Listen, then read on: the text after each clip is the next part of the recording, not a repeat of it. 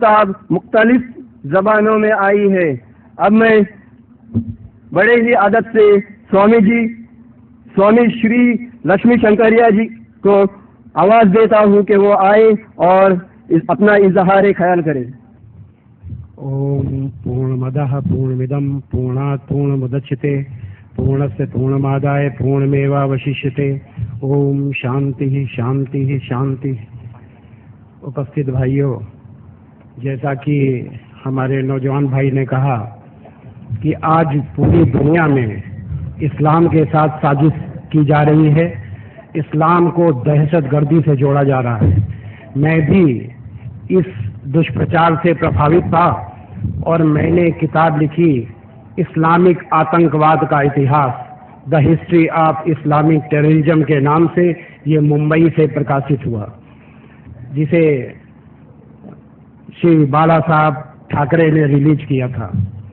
लेकिन बाद में मैंने महसूस किया कि इस दुनिया में 100 करोड़ से ऊपर मुसलमानों की तादाद है, और अगर इस्लाम में कोई आतंक होता तो मैं समझता हूं कि 100 करोड़ लोग उसके अनुयायी न होते। तो कहीं ऐसा तो नहीं है कि मैंने समझने में गलती की है। मैंने फिर से इस्लाम का मुताला किया, अच्छी तरह मैंने उसका अध्ययन किया, तो मैंने पाया कि कुरान मजीद की जिन आयतों को मैंने आतंकवाद से जोड़ा था, जिन आयतों में मुझे आतंकवाद दिखाई दिया था, वो आयतें आतंकवाद का विरोध करने के लिए आई। ये मुझे तब पता चला जब मैंने इस्लाम को शुद्ध मन और शुद्ध तन से पढ़ा। अगर ईश्वरी किताब को आप शुद्ध तन और शुद्ध मन से नहीं देखते तो आपको उसकी सच्चाई पता नहीं चल सकती। जब मैंने अपने मन को शुद्ध किया तो मुझे अपने आप पता चला कि कुरान मजीद की आयत का सही मतलब तभी पता चल सकता है जब यह आपको मालूम हो कि आयत क्यों और किन परिस्थितियों में उतरी। अगर आप ये नहीं जानते कि आयत क्यों और किन परिस्थितियों में उतरी तो आयत का सही मतलब समझ नहीं सकते। और हजरत मोहम्मद सल्लल्लाहु अलैहि वसल्लम की जीवनी यानी आपकी सीरत पढ़ने के बाद मुझे ये रास्ता दिखाई दिया और मैंने इस्लाम को सही माने में समझा।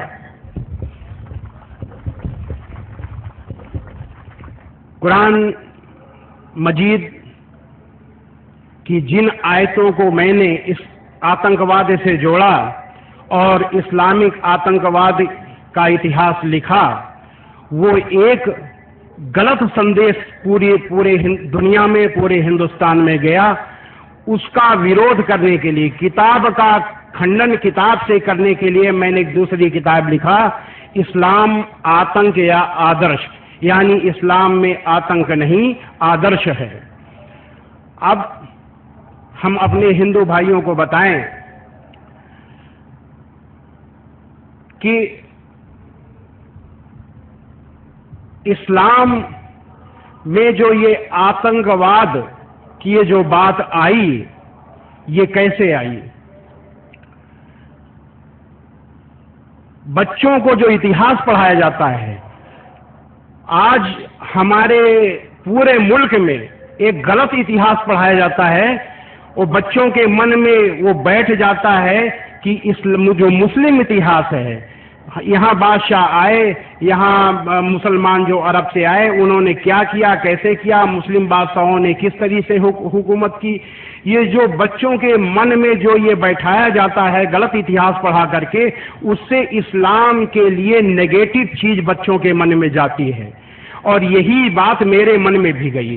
कुछ मुसलमान भाइयों का नादानी से जो अखलाक, नादानी भरा अखलाक होता है, ये भी इसमें शामिल होता है, जिससे गलत मैसेज जाता है।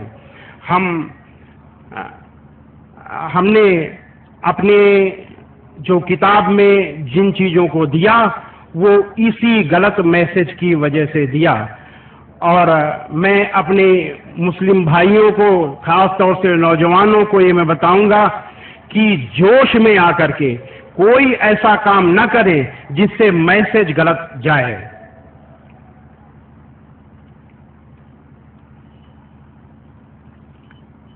अगर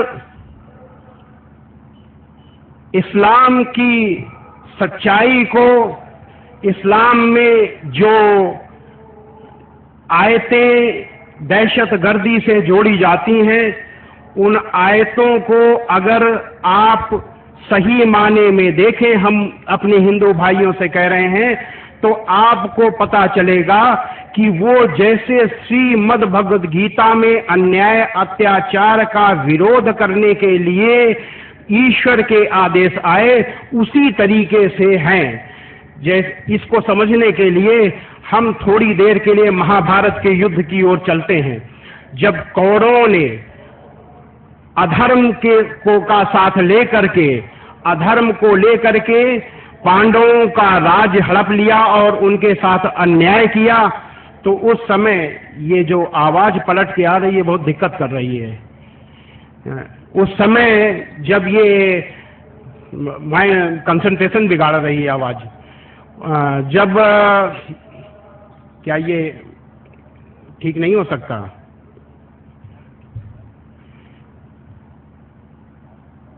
उस समय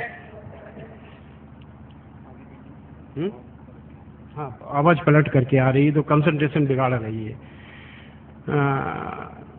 जब कौरवों ने पांडवों पर अत्याचार किया और उस अत्याचार की वजह से अन्याय और अत्याचार बढ़ा, इस अन्याय और अत्याचार को रोकने के लिए बातचीत के जब सारे प्रयास विफल हो गए, तब जब सारे प्रयास विफल हो गए, उस समय एक ही रास्ता बचा, वो था युद्ध का। युद्ध रोकने के लिए, जंग रोकने के लिए आखिरी बातचीत का सिलसिला जारी किया गया और उसमें कहा गया कि कौरव अगर पांडवों को, 5 पांडव हैं, 5 गांव ही दे दे तो ये जंग रोकी जा सकती है। लेकिन कौरवों ने कहा कि 5 गांव तो दूर, सुई की नोक के बराबर भी अगर जमीन लेनी है तो जंग करनी पड़ेगी। और जब सारी बातचीत के रास्ते बंद हो गए, एक ही रास्ता जंग का बचा, तब धर्मयुद्ध शुरू हुआ। और उस धर्मयुद्ध के लिए जब सेनाएं, 2 कौरव और पांडवों की सेनाएं आमने सामने आ गईं, तो अर्जुन ने युद्ध करने से इनकार कर दिया। क्यों इनकार कर दिया? उसने देखा हमारे सामने हमारे ही भाई, हमारे ही दोस्त, हमारे ही गुरु, हमारे ही दादे परदादे सब खड़े हुए हैं, मैं इनको कैसे मार सकता हूं। उसने जब युद्ध से इनकार कर दिया, तब अल्लाह यानी परमेश्वर की तरफ से आदेश आया, यदृच्छया चोपमन्नम स्वर्ग द्वारम पावृतम सुखिना क्षत्रिया पात लभंते युद्ध मीदृशम। ऐ अर्जुन, अपने आप प्राप्त हुए स्वर्ग के खुले हुए दरवाजे के समान इस तरीके की जंग को किस्मत वाले लड़ाके ही पाते हैं। अच्छे त्वमिमं धर्म्यम संग्रामम न करिष्यसि ततः स्वधर्मम कीर्तिम च हित्वा पापम अवाप्स्यसि। किंतु यदि तू इस जिहाद को, यदि तू इस धर्म युद्ध को नहीं करेगा तो अपने यश और कीर्ति को खोकर पाप को प्राप्त होगा। और इस तरीके से युद्ध की शुरुआत, धर्म युद्ध की शुरुआत हुई। किसके लिए हुई? असत्य, अन्याय, अत्याचार और आतंकवाद को रोकने के लिए। जब बातचीत के रास्ते सब बंद हो चुके थे, लड़ाई जंग ही एकमात्र रास्ता बचा था, इसीलिए इसको धर्म युद्ध कहा गया। इसी तरीके से मक्का में जब हजरत मोहम्मद सल्लल्लाहु अलैहि वसल्लम ला इलाहा इल्लल्लाह यानी परमेश्वर के सिवा कोई पूज्य नहीं है, संसार के इस सबसे बड़े सत्य को, सार्वभौमिक सत्य को, यूनिवर्सल ट्रुथ को जब बता रहे थे, उस समय कुरैश ने यानी अत्याचारियों ने, अन्यायियों ने आप तरह तरह के अत्याचार करने शुरू किए, इस सत्य को रोकने का प्रयास किया। मुसलमानों को ही नहीं, हजरत मोहम्मद सल्लल्लाहु अलैहि वसल्लम पर तरह तरह के अत्याचार किए गए। उस समय आपके अनुयायियों को यानी मुसलमानों को भूखा प्यासा नंगा अरब की तपती रेत पर लिटाया गया। और ये अत्याचार 1 साल 2 साल 3 साल नहीं, लगातार 13 सालों तक चलता रहा। सारी दुनिया में इससे बड़े लंबे अत्याचार की कोई मिसाल नहीं है। लेकिन इसके बाद भी धन्य है हजरत मोहम्मद सल्लल्लाहु अलैहि वसल्लम, धन्य है वो महापुरुष जिन्होंने अपने अनुयायियों से कहा कि सब्र करो, सब्र करने वालों के साथ अल्लाह है। जहां इससे बड़ा अत्याचार कोई नहीं है, वहां इससे बड़ा कोई सब्र नहीं है। इसके बाद भी आप सब्र करने के बाद भी लगातार अत्याचार जारी रहा। 13 सालों तक अत्याचार सहने के बाद हजरत मोहम्मद सल्लल्लाहु अलैहि वसल्लम ने अपना वतन छोड़ दिया, मक्का से मदीना चले गए। लेकिन शैतान तो शैतान, उसने वहां भी आपका पीछा नहीं छोड़ा। अंत में एक ही रास्ता बचा, युद्ध का। सारे रास्ते बंद हो गए, बातचीत के सारे प्रयास जब विफल हो गए, तो जैसे श्रीमद् भगवद गीता में परमेश्वर का आदेश आया था जंग करने के लिए, वैसे कुरान मजीद के सूरा 22 आयत 39 में आदेश आया कि जिन मुसलमानों से खामखा लड़ाई की जाती है उनको इजाजत है कि वे भी लड़े, क्योंकि उनके साथ जुल्म हो रहा है। लेकिन जो सत्य धर्म होता है वो अन्याय नहीं करता, अत्याचार नहीं करता। ये जो असत्य, अन्याय और अत्याचार, आतंकवाद के रोकने के लिए जो युद्ध का आदेश आया, इसको मर्यादा में बांध दिया गया। सूरा 2 आयत 190 में कहा, अल्लाह का आदेश मौजूद था कि जो लोग तुमसे लड़ते हैं तुम भी खुदा की राह में लड़ो, मगर ज्यादती न करना, कि खुदा ज्यादती करने वालों को नापसंद करता है। किस तरीके की ज्यादती? कि यानी निर्दोषों का कत्ल न करना। सूरा 5 आयत 32 में है कि जिस किसी ने एक निर्दोष का कत्ल किया तो मानो उसने सारे इंसानों का कत्ल कर दिया, और जिस किसी ने एक निर्दोष को बचाया तो मानो उसने सारी इंसानियत को जीवन प्रदान किया। दूसरा, कोई भी इबादत खाना जिसमें अल्लाह का नाम लिया जाता हो वो मत तोड़ना। सूरा 22 आयत 39, सूरा 22 आयत 39 हमने सुनाया कि जिन मुसलमानों से खामखा लड़ाई की जाती है उनको इजाजत है कि वे भी लड़े, क्योंकि उनके साथ जुल्म हो रहा है। लेकिन 40वीं आयत कैसी है? 40वीं आयत है सूरा 22 की 40वीं आयत, अगर अल्लाह लोगों को एक दूसरे से न हटाता रहता तो राहिबों के पूजा घर और ईसाइयों के गिरजे और मुसलमानों की मस्जिदें और यहूदियों के इबादत खाने जिनमें अल्लाह का बहुत सा नाम लिया जाता है गिराई जा चुकी होती। यानी कि अल्लाह को नापसंद है कि कोई भी इबादत खाना जिसमें अल्लाह का नाम लिया जाता हो गिराया जाए। फिर कैसे कहा जाता है कि मुसलमानों ने मंदिर गिराए? कोई भी किसी भी तरीके का ऐसा मंदिर जिसमें अल्लाह का नाम लिया जाता हो, जो शुद्ध रहा हो, जो पवित्र रहा हो, उसको मुसलमानों ने कभी नहीं गिराया। इस्लाम ने, अल्लाह ने कभी भी इस तरीके की इजाजत नहीं दी। और मैं अपने हिंदू भाइयों को बताऊं कि अल्लाह के जो ये आदेश है, इनको मानने के लिए कोई मुसलमान मानने या न मानने के लिए स्वतंत्र नहीं है, इनको मानने के लिए बात है। हर हाल में अल्लाह के इन आदेशों को एक मुसलमान को मानना ही है। तो अल्लाह के इन आदेशों को मानने की बाध्यता के साथ एक सच्चा मुसलमान कभी भी ऐसा नहीं कर सकता। तो ये सबसे बड़ा झूठ है, इतिहास का झूठ। और इतिहास का झूठ ये किस लिए लिखा गया? अंग्रेजों ने डिवाइड एंड रूल की पॉलिसी के लिए झूठा इतिहास लिखा कि इस इतिहास को पढ़ करके हिंदू बच्चे इस्लाम के प्रति नेगेटिव थॉट्स रखें और मुसलमानों से दूर रहें और अपना डिवाइड एंड रूल की पॉलिसी की वजह से हुकूमत करते रहें, इसलिए गलत इतिहास लिखाया गया। हजरत मोहम्मद मैंने साथ में ये भी देखा कि जो भलाई और अहिंसा का संदेश सनातन वैदिक धर्म में है, ठीक वैसा ही इस्लाम में भलाई और अहिंसा का संदेश दिया गया है। अब समय कम है, इसलिए हम सनातन वैदिक धर्म के बारे की चीजें नहीं बताएंगे। हम अपने हिंदू भाइयों को, जो गैर मुस्लिम भाई हैं, जो बिरादराने वतन हैं, उनको इस्लाम के बारे में बता देना चाहते हैं कि इस्लाम के बारे में ही गलतफहमी फैलाई गई है पूरी दुनिया में एक साजिश के तहत। तो ये भलाई और अहिंसा का संदेश इस्लाम में क्या है, कुछ आयतें मैं बताऊंगा। सूरा 28 की आयत नंबर 77 में है, और दुनिया में से अपना हिस्सा न भूल और भलाई कर जैसा कि अल्लाह ने तेरे साथ भलाई की है, और धरती में फसाद न चाहो क्योंकि अल्लाह फसाद करने वालों को नापसंद करता है। सूरा 28 आयत नंबर 83, इससे भी ऊंची आयत है। उसमें है कि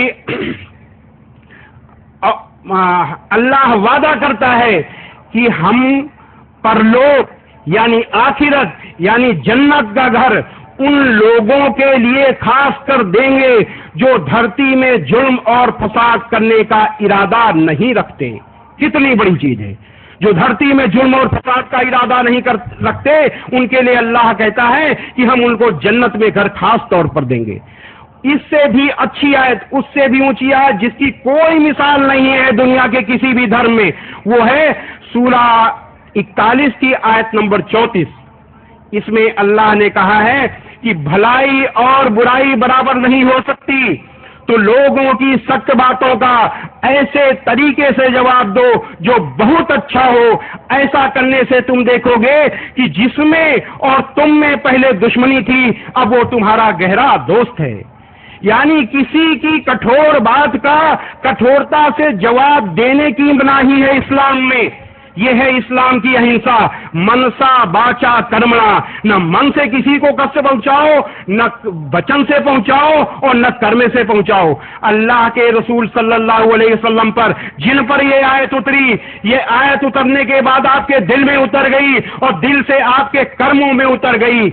उसका सबसे बड़ा उदाहरण है हजरत मोहम्मद सल्लल्लाहु अलैहि वसल्लम जिस रास्ते से जाते थे, उस रास्ते में एक मकान से एक बुढ़िया माई आपके ऊपर कूड़ा फेंकती थी, रोज कूड़ा फेंकती थी। एक दिन जब कूड़ा नहीं फेंका, हजरत मोहम्मद सल्लल्लाहु अलैहि वसल्लम ने सोचा कि बुढ़िया माई कहीं बीमार तो नहीं पड़ गई। आप ऊपर गए, ऊपर जाने के बाद आपने आवाज दी, माई।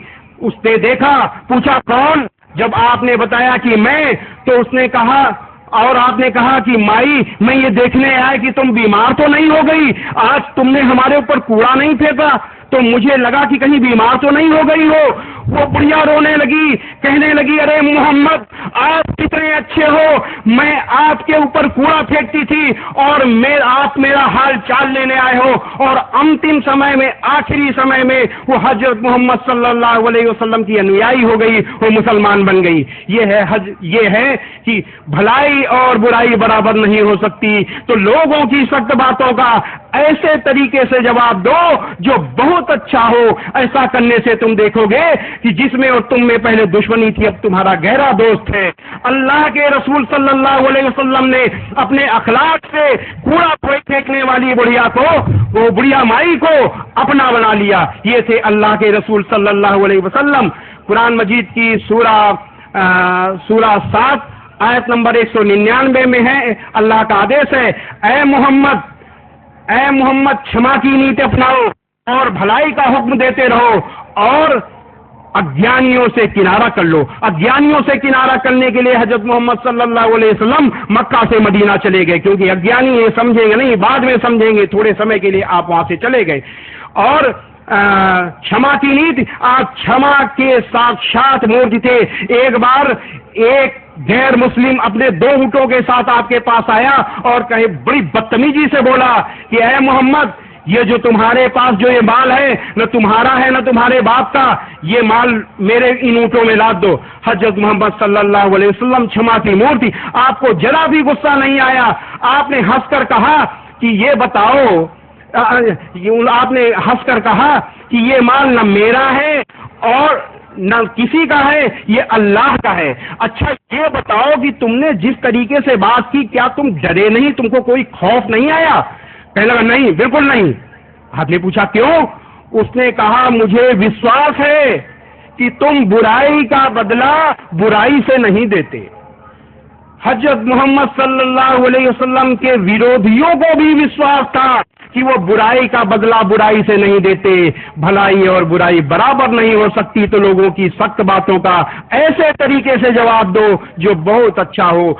पूरा का पूरा अपने कर्मों में उतार चुके थे हजरत मोहम्मद सल्लल्लाहु अलैहि वसल्लम, इसीलिए वो इतने विश्वसनीय थे लोगों के बीच। आखिर में आपने हंस करके उसके एक ऊँट पर जौ और एक ऊँट पर खजूर लदवा दिए। ये थे हजरत मोहम्मद सल्लल्लाहु अलैहि वसल्लम। लेकिन आज के मुसलमान कैसे हैं? उनमें से कुछ मुसलमानों का अखलाक ऐसा है जो आपके अखलाक से ठीक उल्टा है। मैं इलाहाबाद में इसी कपड़े में एक दिन जा रहा था, एक मेरे दोस्त थे, मेरे साथ पढ़ते थे, सैयद इकराम हुसैन साहब। वो हापुड़ में नौकरी करते थे, रेलवे में वो आए थे, तो उन्होंने फोन किया, स्वामी जी मैं आपसे मिलना चाहता हूं। मैंने कहा मैं इस जानसनगंज मोहल्ले में हूं, मैं आ जाता हूं। सब्जी मंडी में रहते थे, जानसनगंज के बगल में सब्जी मंडी है। मैं उनकी तरफ जब मुड़ा तो एक गली है अब शाहगंज सब्जी मंडी में, वो अब इलेक्ट्रॉनिक मार्केट हो गई है, उसमें आगे चल करके सौदागर की मस्जिद आज भी है पड़ती। सौदागर की मस्जिद के सामने चूड़ी की दुकान थी। ऊपर छज्जे पर एक मुस्लिम सज्जन एक कांच के गिलास में कुल्ली कर रहे थे। मैं इन्हीं कपड़ों में था। थोड़ी दूर, एक 50 गज दूर रह गया, उन्होंने हमको देखा, हमने उनको देखा और जब थोड़ा और नजदीक गया तो उन्होंने कुल्ली करना रोक दिया। मैंने सोचा कि इन्होंने इसलिए रोक दिया है कि कुल्ला थूकेंगे तो छींट पड़ जाएगी। और सौदागर की मस्जिद यानी उन्हीं के मकान के ठीक बगल से ऊंचाई से रास्ता था सैयद इकराम हुसैन के घर जाने का। तो जैसे ही मैं उधर से मुड़ा, उसके नीचे आया, उन्होंने मेरे ऊपर पूरा पूरा थूक दिया। वो पान की कुल्ली थी, मेरे सारे कपड़े खराब हो गए। मैं इकराम हुसैन के यहाँ गया, वहां से मुश्किल से 200-300 मीटर दूर उनका घर था। हमने इकराम को आवाज दी, हमने कहा इकराम पानी ले आओ। तो वो आए, कहने लगा वो हमको त्रिपाठी जी कहते थे, त्रिपाठी जी ये कैसे हो गया। मैंने कहा कि ऐसा है, वो सौदागर की मस्जिद के सामने जो चूड़ी की दुकान है ऊपर उन्होंने कहा कि आपने कुछ कहा नहीं। मैंने कहा अगर मार खाना होता तो कहते, इसीलिए तो उन्होंने कहा किया था। तो कहने का मतलब ये कि एक हजरत मोहम्मद सल्लल्लाहु अलैहि वसल्लम जो अपने ऊपर कूड़ा फेंकने वाली का हाल चाल लेने गए, और दूसरे वो सज्जन जिन्होंने मुझे ये समझ करके कि गैर मुसलमान है मेरे ऊपर पान का कुल्ली ठोक दी। तो ऐसे लोग नादानी से, ऐसे लोगों को माफ कर देना चाहिए। पहले मैंने जरूर ये समझा था कि यही इस्लाम है। मैंने बताया कि कुछ लोगों के अखलाक की वजह से द हिस्ट्री ऑफ इस्लामिक ट्रेडिज्म लिखी थी। मैंने सोचा था ये इस्लाम है, लेकिन जब वास्तविक इस्लाम को जाना, हजरत मोहम्मद सल्लल्लाहु अलैहि वसल्लम को जाना, जब कुरान को जाना, जब हदीसों को पढ़ा, तो मुझे उन पर दया आई, उन सज्जन पर, कि वो इस्लाम को नहीं जानते। ऐसे लोगों को माफ कर देना चाहिए। तो कहने का मतलब ये है कि इस तरीके के लोग हजरत मोहम्मद सल्लल्लाहु अलैहि वसल्लम की कथनी और करनी दोनों के खिलाफ काम करते हैं। मैं समझता हूं कि आपकी कथनी और करनी के हिसाब से अगर दुनिया चले तो सारी दुनिया में अमन चैन हो जाए। इससे बड़ा सत्य धर्म, इससे बड़ी इंसानियत और कोई हो ही नहीं सकती। जितनी की बड़ी इंसानियत इस्लाम में मौजूद है, हजरत मोहम्मद सल्लल्लाहु अलैहि वसल्लम की कथनी और करनी में मौजूद है। एक बार मैं अपने हिंदू भाइयों को बताऊं कि एक बार हजरत मोहम्मद सल्लल्लाहु अलैहि वसल्लम से एक सज्जन ने कहा कि ऐ अल्लाह के रसूल, अपने विरोधियों के लिए बद्दुआ कीजिए और उन पर लानत भेजिए। अल्लाह के रसूल सल्लल्लाहु अलैहि वसल्लम ने कहा कि मुझे अल्लाह ने किसी के लिए बद्दुआ देने के लिए, किसी पर लानत भेजने के लिए नहीं भेजा, रहमत के लिए भेजा है। और कुरान मजीद में अल्लाह का आदेश मौजूद था। कुरान मजीद की सूरा 21 आयत नंबर 107 में है कि ऐ मोहम्मद, हमने तुमको सारी दुनिया के लिए रहमत बनाकर भेजा है, केवल मुसलमानों के लिए नहीं, सारी दुनिया के लिए रहमत यानी दयालु बनाकर भेजा है। अल्लाह के रसूल सल्लल्लाहु अलैहि वसल्लम कुरान को अपने कर्मों में उतार चुके थे, उसी के हिसाब से चल रहे थे।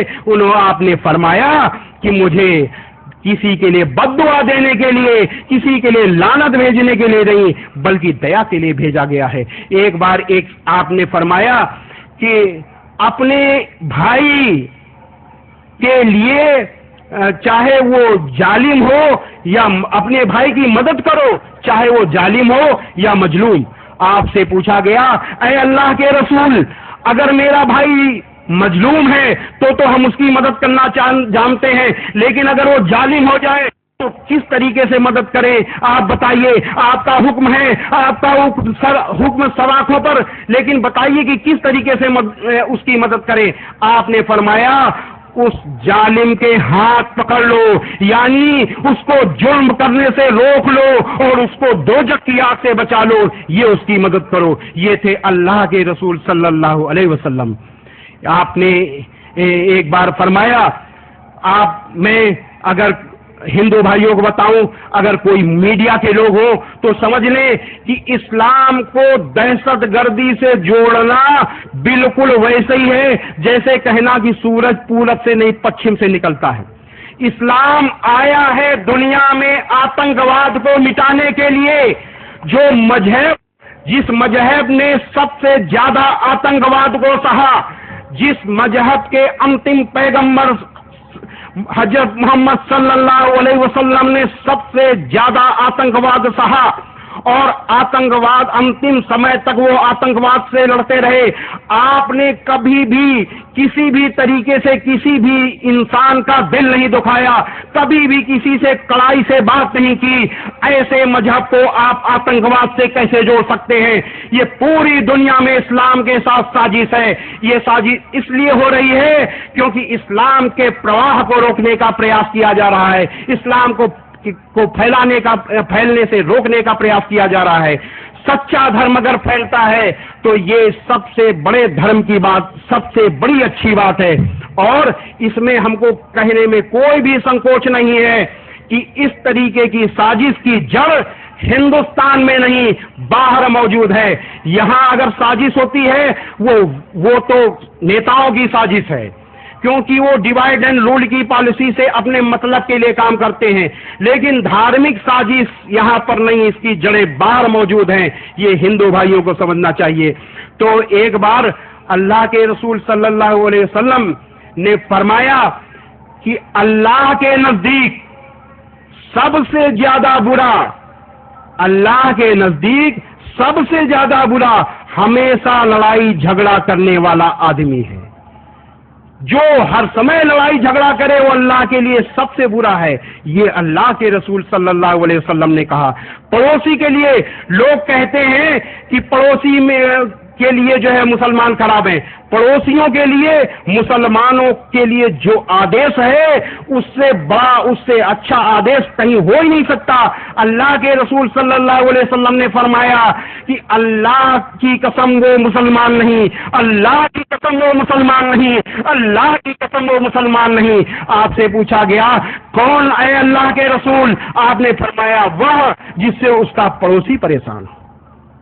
अल्लाह के रसूल सल्लल्लाहु अलैहि वसल्लम ने पड़ोसी के लिए ये कहा कि वो मुसलमान नहीं है जो जिससे उसका पड़ोसी परेशान हो।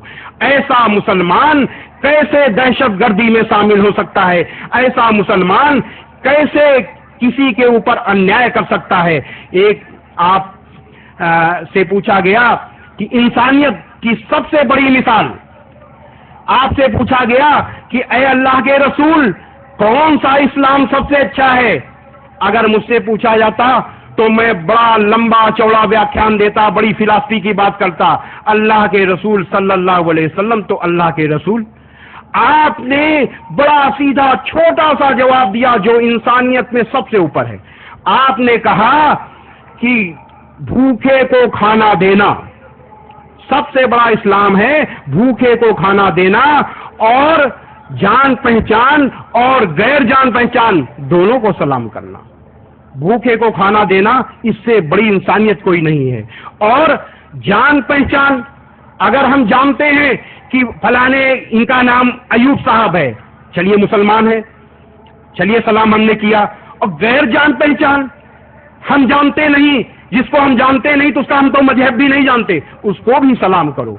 इससे बड़े सांप्रदायिक सद्भाव, इससे बड़ी इंसानियत की बात और क्या हो सकती है? ये कहा जाता है कि मुसलमान के लिए, पहले मैं भी कहता था, मैं जब भ्रमित था कहता था मुसलमानों के लिए इंसान वही है जो मुसलमान है, बाकी सब इंसाने नहीं है, मैं कहा करता था। लेकिन ये मेरी गलतफहमी थी क्योंकि मैं इस्लाम को नहीं जानता था। माफ करिए, जिस इस्लाम की मैं बात कर रहा हूं, जिन बड़ाइयों को मैं कह रहा हूं, वो केवल इस्लाम के लिए कर रहा हूं। बड़ाई इस्लाम की है, मुसलमान की नहीं है। ये मैं दावे के साथ कहता हूं क्योंकि कुछ मुसलमानों का अखलाक इस्लाम से ठीक उल्टा है। इसी वजह से आज इस्लाम की छवि खराब हो रही है। लेकिन ऐसी बात नहीं है कि इस्लाम में मुसलमान अच्छे नहीं, बहुत अच्छे, एक से एक अच्छे मुसलमान हैं, और उन्हीं अच्छे मुसलमानों की वजह से आज भी इस्लाम आगे जा रहा है। और हमने जब इस्लाम का मुताला किया तो मैंने पाया कि सनातन वैदिक धर्म और इस्लाम में जितनी नजदीकी है किसी में नजदीकी नहीं है। इस्लाम कहता है अल्लाह यानी परमेश्वर निराकार है, सर्वशक्तिमान है, उसका न और वो अकेला है, न उसका कोई बेटा है न बेटी है। सनातन वैदिक धर्म भी कहता है कि परमेश्वर निराकार है, सर्वशक्तिमान है, उसका न कोई बेटा है न बेटी है, वो अकेला है। श्वेताश्वतरोपनिषद के अध्याय 6 का 8वां श्लोक है, न तस्य कार्यम करणम च विद्यते न तस्य कार्यम करणम च विद्यते न तत्समश्चाभ्याधिकस्य दृश्यते। उस परमेश्वर के शरीर और इंद्रियां नहीं हैं और उसके समान अथवा उससे बढ़कर भी कोई दिखाई नहीं देता, यानी वह परमेश्वर अद्वितीय है। और इसी में श्वेताश्वतरोपनिषद में है कि नयन मूर्धम न तिर्यंचम न मध्य परिजग्रभत न तस्य प्रतिमा अस्ति यस्य नाम महद्यशः। वो परमेश्वर इतना महान है, इतना अनंत है, इतना बड़ा है कि उसको इधर उधर से अथवा मध्य से किसी भी तरीके से उसको छुआ नहीं जा सकता, क्योंकि वो अनंत है। अल्लाहु अकबर, वो सबसे बड़ा है और उस महान परमेश्वर की कोई उपमा नहीं है, उसकी कोई तुलना नहीं है, यानी वो अतुलनीय है। तो और यही इस्लाम कहता है कि अल्लाहु अकबर, अल्लाह सबसे बड़ा है, अल्लाह के समान कोई नहीं है और न उसका कोई बेटा है न बेटी है।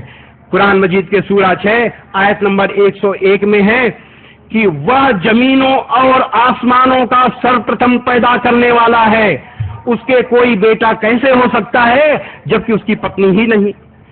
लेकिन दूसरे धर्म क्या कहते हैं कि अल्लाह का बेटा है, कोई कुछ बेटा बताता है तो कोई कुछ बताता है। तो आज हमारे हिंदुस्तान में बेटा तो दूर रहा, न जाने कितने लोग कहते हैं मैं ही अल्लाह हूं, मैं ही परमेश्वर हूं, यानी खुलेआम परमेश्वर घूम रहे हैं यहाँ।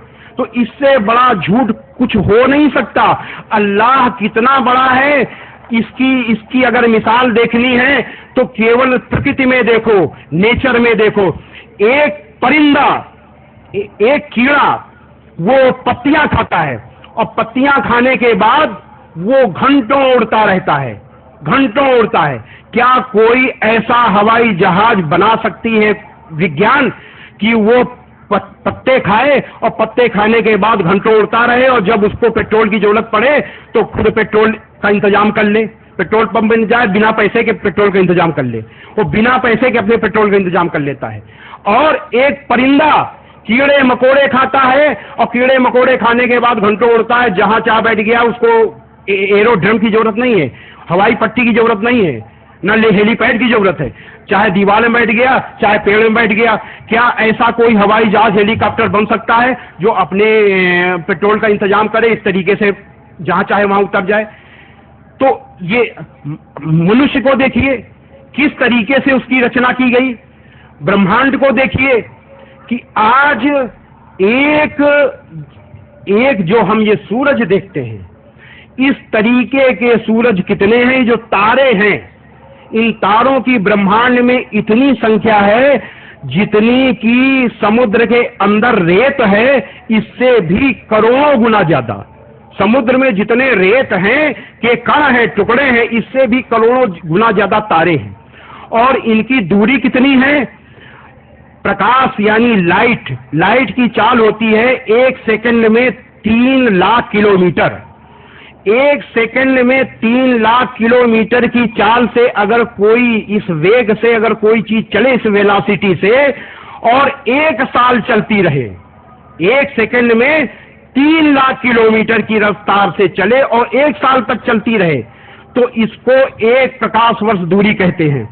तो आज जो है विज्ञान ने जो देखा है, अंतिम जो आप आकाशगंगा देखी है, वो जो देखी है नहीं, जो देखी है वो 13.6 अरब प्रकाश वर्ष दूर है।